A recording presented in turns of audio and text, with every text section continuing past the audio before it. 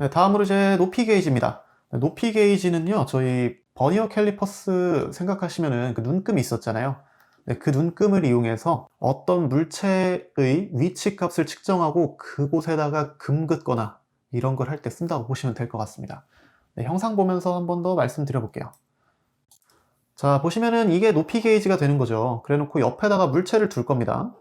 자, 물체를 두고요. 이거의 예를 들어 높이를 알고 싶다. 자, 그러면은 이쪽 부분을 위에다가 얹어서 옆에 있는 눈금을 읽어보는 거죠. 자, 그렇게 해서 높이 값을 이제 눈금으로 측정할 수 있는 게이지입니다. 근데 여기에서 높이 게이지, 하이트 게이지 같은 경우에는 또 다른 또 역할이 있는데, 여기 보시면은 끝부분에 스크라이버라고 있어요. 자, 여기 이 팁 부분이 스크라이버라고 하는 건데, 여기가 경도가 굉장히 높은 부분입니다. 근데 이 부분을 이용해서 우리가 눈금 가지고 높이를 잡아주는 거예요. 내가 어느 높이를 표시하고 싶다. 눈금을 통해서 확인하고 그 다음 물체에 갖다 대서 이 스크라이버로 선을 쫙 그어주는 이런 역할도 할 수 있습니다. 사실 높이 게이지 같은 경우에는 그 역할을 더 많이 쓰는 것 같으니까 알고 계시면 좋을 것 같아요. 네, 다시 돌아왔습니다. 스크라이버 방금 말씀드렸죠? 금 긋거나 뭐 중심선을 긋거나 할 때 쓰는 바늘이다 끝부분 팁을 얘기한다고 보시면 되겠습니다. 네, 호칭 치수는 한번 확인하시고요. 높이 게이지의 종류, 자 이렇게 있죠. 자, 이 중에서 이제 당연히 다 보시면 너무 좋지만 HM형하고 HT형은 저희 문제로 등장을 했었으니까 확인만 해두시면 좋을 것 같아요. HM형 같은 경우에는 금긋기 작업에 좀 적합한 큰 형상이구나, 이렇게만 아시면 될 것 같고, HT형 같은 경우에는 특징이 있죠. 얘네 둘은 0점 조정이 불가능합니다. 근데 얘는 0점 조정이 가능하다라는 게 큰 특징이니까 그 부분을 확인해 주시면 좋을 것 같습니다. 네, 다음으로 이제 다이얼 게이지입니다. 다이얼 게이지는 다이얼, 네, 눈금이 돌아가는 형상의 이제 게이지라고 보시면 되겠는데요. 자, 용도가 평면 혹은 원통형의 평면도, 원통의 진원도, 축의 흔들림 정도, 이런 것들을 저희가 좀 비교를 해가면서 확인할 수 있는 측정기라고 보시면 될 것 같아요. 그럼 이거를 어떻게 쓰냐? 자, 올려보겠습니다. 자, 이게 다이얼 게이지가 되는데 얘를 일정한 높이에 고정을 해두는 거죠. 네, 그래 놓고 그 밑에 예를 들어 평면을 측정할 거다. 그럼 평면을 갖다 대놓고 평면을 움직여 보는 겁니다. 자, 그러면은 이제 얘가 얼마나 평탄한지를 얘를 이용해서 측정을 할 수 있게 되는데, 예를 들어 가다가 좀 울퉁불퉁한 이렇게 면이 좀 들어간 부분이 있다. 자, 그러면은 이제 균일한 부분에서는 이 눈금이 움직이지 않다가 울퉁불퉁한 부분에서는 얘가 아래로 내려온다든지 위로 올라간다든지 하는 작용을 하게 됩니다. 자, 그러면은 얘가 내려오거나 올라감에 따라서 이 눈금이 움직이게 되는데, 그걸 보고 우리가 앞에 부분을 측정했을 때보다 이 뒷부분, 여기 들어가 있거나 조금 이렇게 튀어나온 부분에 닿았을 때 얘가 움직이니까 요만큼 들어가 있거나 요만큼 튀어나와 있구나, 뭐 이런 값들을 측정을 비교해 가면서 할 수 있게 되는 거죠. 근데 이거는 해당 부분의 어떤 절대적인 값을 측정한다기보다 이 앞에 부분이나 뭐 뒤에 부분, 이런 비교되는 부분과 얘의 값을 서로 상호 비교하는 그런 값을 나타낸다 라고 생각을 하시면 될 것 같아요. 네, 그리고 더 대표적으로 사용하는 게 저희 선반 가공 같은 거 할 때 쓰는데, 보시면 선반 가공할 때 이렇게 원봉 형태로 된 재료를 가공을 하게 되겠죠. 자, 그랬을 때 얘를 조에 물려서, 즉 척에 고정을 해놓고 다이얼 게이지를 갖다 댄 다음에 얘를 이렇게 한번 돌려보는 겁니다. 돌려보면은 뒤에 척을 돌린다고 보시면 되겠죠. 자, 얘를 돌려주면은 얘가 돌면서 얼마나 얘가 이제 중심이 잘 맞아졌는지 그거에 대해서 좀 측정을 해볼 수가 있겠죠. 예를 들어서 한쪽으로 좀 편심이 되어 있다. 편심되어 고정되어 있으면은 얘가 돌면서 좀 더 이제 편심된 쪽에서는 더 위로 올라오고, 반대쪽으로 들어간 부분에서는 내려가고, 그에 따라 위에 있는 다이얼 게이지 눈금이 굉장히 다이나믹하게 움직여 주겠죠. 자, 그럼 그걸 보고서 이게 편심이 되어 있구나, 혹은 굉장히 중심이 잘 맞는구나, 이것을 저희가 축의 흔들림 정도라고 볼 수 있겠죠. 네, 이런 걸 측정한다든지 진원도라든지 이런 거를 비교 측정하는 그런 측정기라고 보시면 되겠습니다. 네, 다음으로 이제 다이얼 게이지를 이용해서 진원도를 어떻게 측정하는가, 그 방법입니다. 네, 이거는 저희 이런 문제로 많이 나왔었어요. 예를 들어 진원도를 측정하는 방법으로 뭐 옳지 않은 것은 1번 직경법, 2번 반경법, 3번 삼전법, 4번 갑자기 투영법, 이런 식으로 나와서 정답이 투영법이 된다든지 이런 문제가 가장 많이 나왔었고요. 그리고 이제 V블록을 이용해서 측정하는 방법에 대한 설명 이렇게 해놓고, 다음 중 이것은 이제 진원도를 측정하는 방법 중에 무엇이냐? 삼점법에 대한 이야기죠. 이게 가장 많이 나왔었습니다. 나머지는 거의 보기 어려운 문제였으니까 한번 읽어보기만 하시면 될 것 같고요. 삼점법에 대해서만 좀 설명을 드려보겠습니다. 자, V블록 위에다가, 자, V블록이 뭐냐? 이 게이지입니다, 게이지. 자, 이렇게 V형으로 생긴 어떤 블록이 있어요.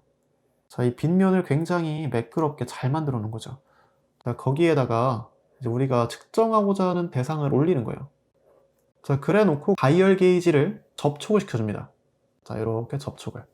자, 그러면은 여기 다이얼 게이지가 접촉하는, 측정자가 접촉하는 부분이 한 점, V블록에 하나, 둘 해서 3점의 접촉이 일어나겠죠. 이렇게 3점에 접촉을 시켜놓은 상태에서 얘를 돌려보는 거예요. 자, 그러면은 돌릴 때 이제 좀 더 아래로 내려가는 부분과 좀 위로 튀어 올라가는 부분이 있겠죠. 네, 이거는 진원도에 따라서, 편심에 따라서 이게 올라가거나 내려가거나 할 겁니다. 자, 그랬을 때 이 위에 다이얼 게이지 바늘이 얼마나 움직였냐, 그거를 읽는 방법이라고 생각하시면 될 것 같아요. 자, 근데 이때 저희 알고 계시면은 좀 도움되는 정보, 다이얼 게이지의 바늘이 화살표 방향으로 오른쪽 혹은 왼쪽으로 움직이겠죠. 자, 그러고 나면은 이게 전체 움직인 눈금의 값을 저희가 범위를 정할 수 있을 겁니다. 자, 이때 나타나는 그 좌우 움직임의 범위를 변위량이라고 하는데요. 이 값은 실제 우리가 측정하려고 했던 대상 측정물, 얘가 갖고 있는 편심된 편심량, 중심에서 얼마나 벗어나 있는가, 이 편심량에 곱하기 2를 한 값이 나타나는 겁니다. 자, 왜냐면 여기 이렇게 돌려가면서 측정을 하기 때문에 위에서 한 번, 아래에서 한 번 이렇게 또 측정이 되겠죠. 그렇기 때문에 실제 편심량보다 훨씬 더 크게 나타난다. 2배로 나타난다. 이걸 알고 계시면 되겠습니다. 자, 그러면은 이걸 가지고 문제가 어떻게 나올 수 있겠냐? 예를 들어서 다이얼 게이지로 측정을 했더니 변위량이 이렇게 나왔다. 자, 그러면은 우리가 측정하고자 하는 이 대상물의 편심량은 몇이라고 볼 수 있겠는가? 자, 이런 식으로 나타낼 수 있겠죠. 네, 그렇게 되면은 변위량은 편심량의 2배 한 값이었으니까 변위량에 나누기 2를 하면은 편심량 나오겠구나. 자, 이런 식으로 캐치를 해주시면 될 것 같습니다. 네, 근데 여기에서 이 방법의 종류, 설명을 물어본다기보다 종류가 가장 많이 나왔으니까 잘 알고 계시는 게 좋을 것 같네요. 네, 다음으로 이제 블록 게이지입니다. 블록 게이지 저희 첫 번째로 말씀드렸었죠. 비교 측정할 때 말씀드렸던 것 같습니다. 자, 그래서 이제 블록이 이렇게 있으면 이 블록들이 정해진 어떤 치수가 있다 그랬죠. 이 치수가 있는 블록이 102개짜리가 대표적입니다. 자, 그래서 이 102개짜리 블록을 조합을 하면은 저희가 2만 개의 높이 치수를 0.01mm 간격으로 다 얻어낼 수가 있어요. 그래서 이걸 가지고 우리가 측정하고자 하는 대상물과 높이를 비교해 가면서, 높이가 아니라 뭐 폭도 될 수 있겠죠. 값을 비교해 가면서 측정하는 것, 그것이 이제 블록 게이지였다 라고 할 수 있겠습니다. 네, 다음으로 이제 한계 게이지입니다. 한계 게이지는 옛날에 고노 게이지라고도 했었거든요. 근데 이제 고노 게이지란 말은 잘 안 씁니다.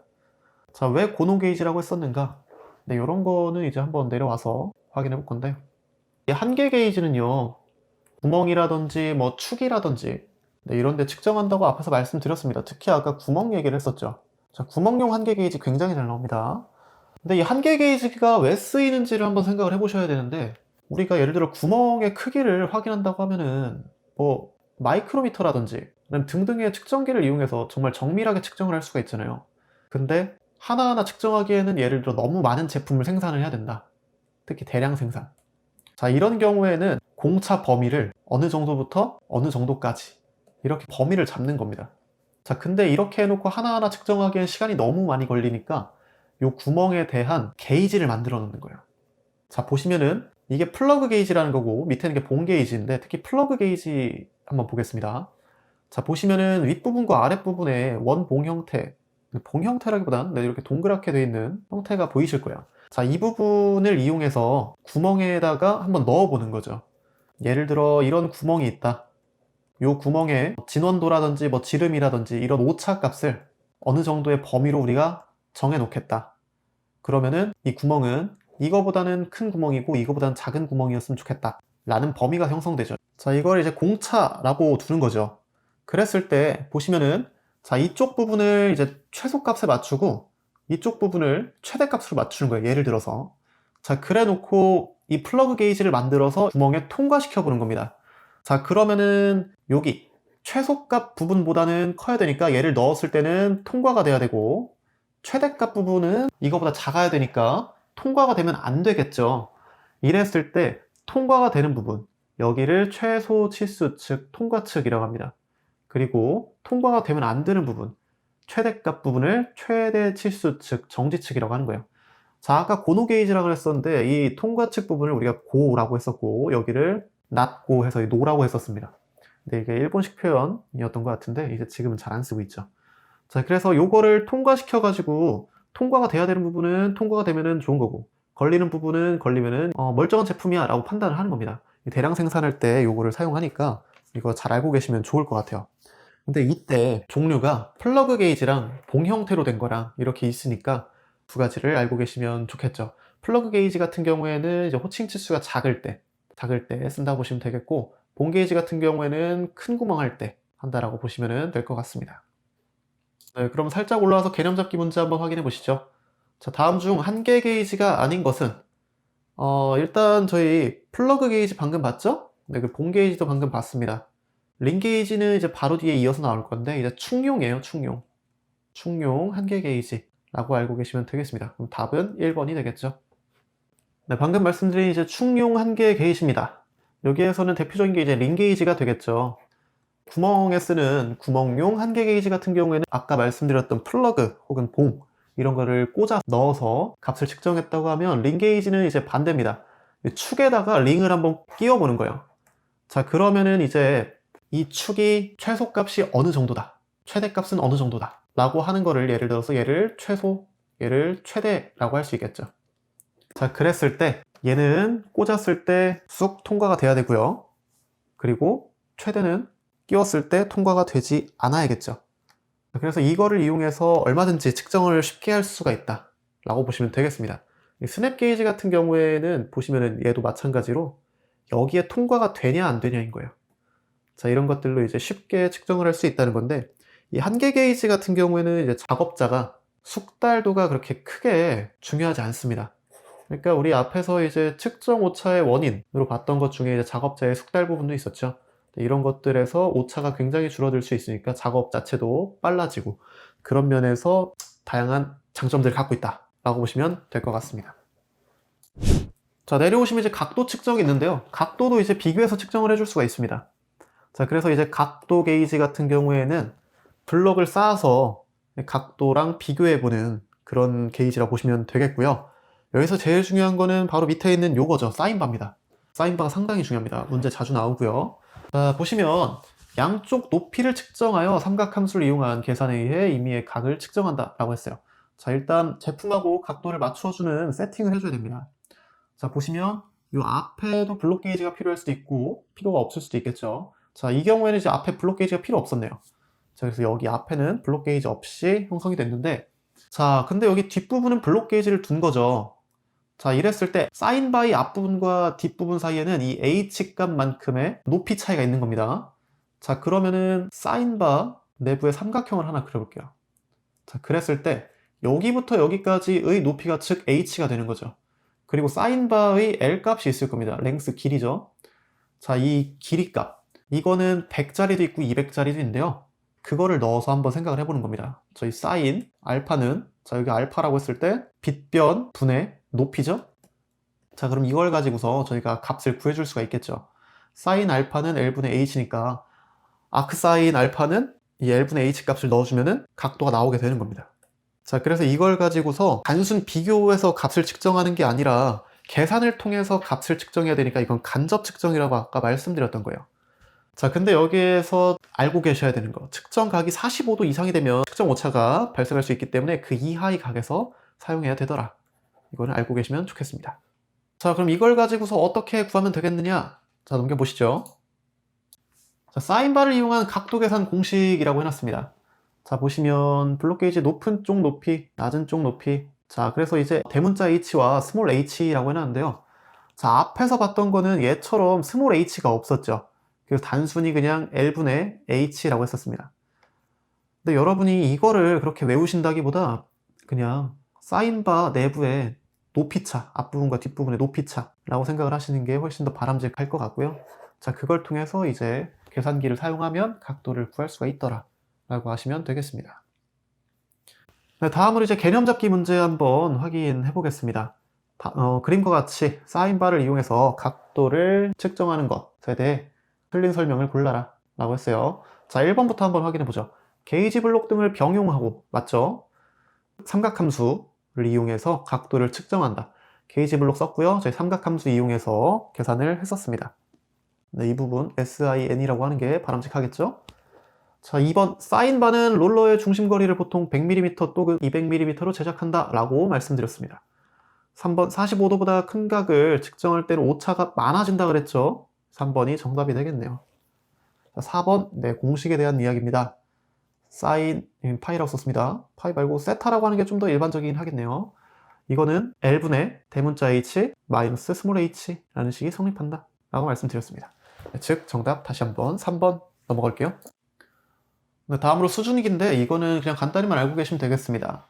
자, 여기 보시면 이렇게 유리관 같은 게 보이시죠? 자, 이 부분에 액체를 채워놨어요. 뭐 에테르나 알콜 이런 거 채워놓고 기포를 조금 넣어놨는데 이런 것들이 이제 일직선이 되냐 혹은 기울어져 있냐 이런 걸 보고서 수직이냐 수평이냐 이런 거 판단하는 겁니다.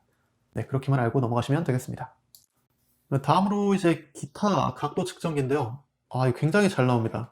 근데 굉장히 많이 나오는데 뭐 특별한 이론적 내용이라든지 정보 이런 걸 묻진 않고요. 각도 측정하는 데 사용되는 측정 기구로 옳은 것은, 옳지 않은 것은 뭐 이런 게 자주 나옵니다. 그러니까 즉 이름은 무조건 알고 계셔야 해요. 이름 꼭 알고 계시고요.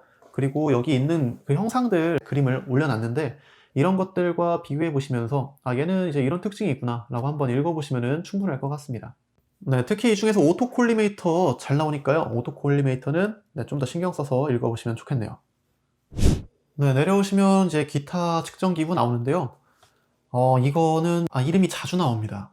그러니까 예를 들어서 어떤 상황을 주어주고 빛을 이용해서 치수라든지 이런 것들을 측정하는 장치로 옳은 것은 정답 투영기라든지 아니면 여기 간섭무늬 이런 것들로 작은 부분의 평면도를 측정한다 라든지 좀 이런 대표적인 키워드가 제시되고서 이것으로 적절한 측정기는 무엇이냐 라는 문제들이 나오는 케이스가 많으니까 이런 거는 이름하고 특히 이런 키워드 같은 것들 잘 체크를 해 두시는 게 좋을 것 같습니다. 나이프 엣지 같은 경우에는 칼날 모양의 좀 예리한 것들, 근데 이걸 가지고서 오목면 이런 걸 검사하는데 사용한다.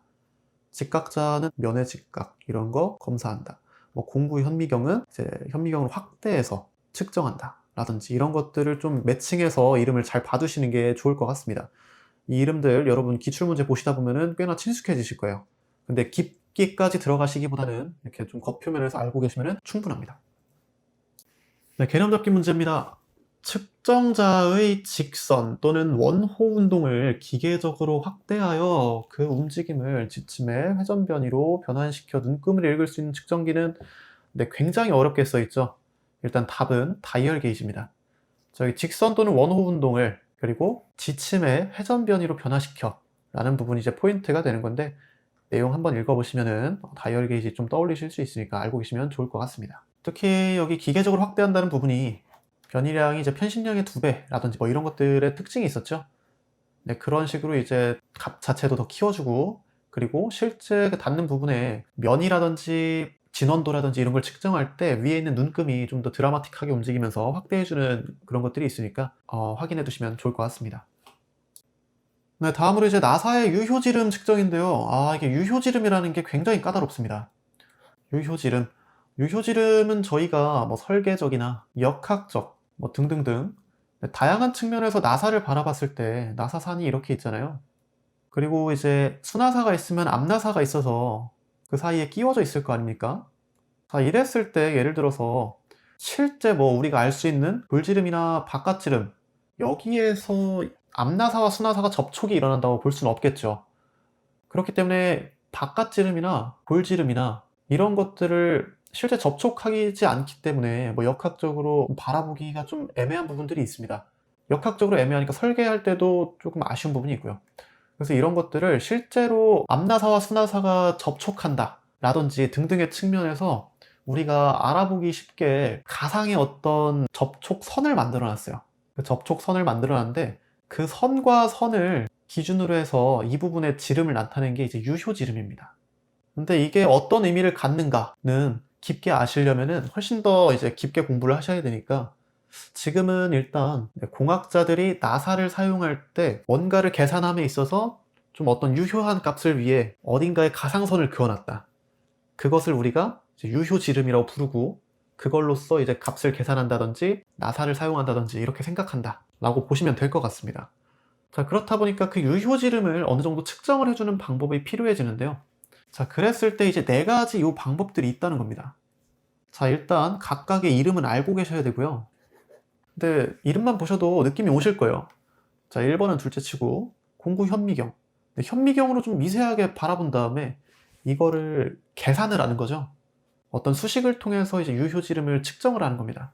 그게 이제 현미경에 의한 방법. 앞에서 저희 한계 게이지 말씀드렸었죠. 대량 생산할 때 어느 정도의 오차 범위를 놔두고 그 오차 범위 안에 들어오면은 뭐 통과가 되게 한다든지 이런 식으로 한계 게이지라는 걸 썼었습니다.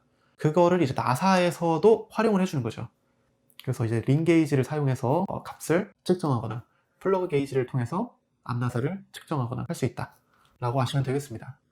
다음은 이제 나사 마이크로미터인데 마이크로미터 중에 나사를 측정하기 위한 마이크로미터가 있어요.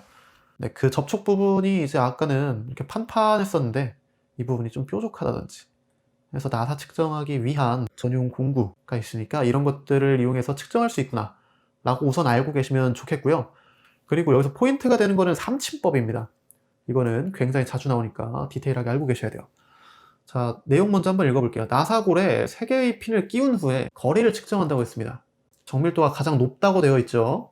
왜냐면 실제 접촉하는 부분이라고 볼 수 있기 때문에 우리가 생각하는 그 가상의 유효 지름에 훨씬 더 접근하는 값이 되는 겁니다. 자, 보시면 삼침법이라고 되어 있죠. 여기에다가 이렇게 먼저 끼워 놓는 거예요, 핀을. 나사의 핀을 3개를 끼워 놓고 그 다음에 거기에 마이크로미터를 접촉시켜서 이때 나오는 값을 가지고 우리가 측정을 해주는 겁니다. 그러니까 여기에서도 이제 마이크로미터를 쓰긴 쓰는 거예요. 예를 들어서 문제에 뭐 마이크로미터와 뭐 핀을 어쩌고저쩌고 이용해서 측정하는 방법으로 옳은 것은 이라고 했는데 나사 마이크로미터법 이렇게 고르시면은 이거는 보기 좋게 틀리시는 거죠. 그러니까 이런 거 체크 잘 하시고요. 일단 3개의 핀이라는 게 등장하면 바로 그냥 삼침법입니다. 그렇게 기계적으로 바로 나올 수 있도록 알고 계시는 것도 괜찮을 것 같아요. 마이크로미터랑 3개의 핀 이용해서 측정을 해준다. 근데 여기서 아까 3전법 있었죠? 3전법은 이제 진원도 측정할 때였으니까 그거랑 구분해서 알고 계시면 좋을 것 같습니다. 자, 여기까지 하면 이제 측정 부분 끝났는데요. 측정에서는 이제 새로 등장하는 측정 기구들이 굉장히 많습니다. 근데 이 측정 기구들의 이름을 물어보는 문제가 상당히 많이 나와요. 많이 나오니까 많이 외워야 돼서 좀 어려우실 수 있는데 이 부분에서는 여러분의 막 대단한 이해를 요하는 이런 문제는 거의 없기 때문에 그 부분에 대해서는 조금 저희가 안심할 수 있을 것 같습니다. 네, 측정 부분 좀 길게 했는데 저희 이거 끝나도 측정 기구의 이름이라든지 뭐 핵심 키워드라든지 이런 거 매칭해 가면서 잘 외우시고 그 다음에 챕터 11로 넘어가시면 좋을 것 같네요. 네, 오늘도 고생 많으셨습니다.